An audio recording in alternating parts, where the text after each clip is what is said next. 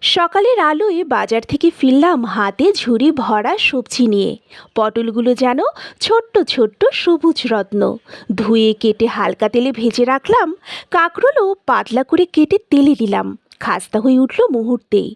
আলু সেদ্ধ করে লবণ, সরিষার তেল, কাঁচামরিচ আর শুকনো মরিচ মিশিয়ে মেখে নিলাম যত্ন করে। কচুর লতি, কাঁকরোলের টুকরো আর ঢ্যাঁড়স ডালের জন্য আলাদা করে সাজিয়ে রাখলাম। ছোলার ডাল চুলোয় বসালাম। ফুটে উঠতেই যোগ করলাম সবজি আর সামান্য মশলা।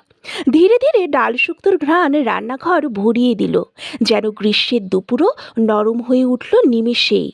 সব রান্না শেষ হলে টেবিলে সাজালাম পটল ভাজা, কাঁকরোল ভাজা, আলু মাখা আর ডাল শুক্তো। দুপুরে সবাই একসঙ্গে বসে খেলাম। এই সহজ খাবারই মনে করিয়ে দিল স্বাদ মানে জটিল রান্না নয়। সত্যি বলতে আজকের দুপুরটা ছিল শান্তি আর তৃপ্তিতে ভরা।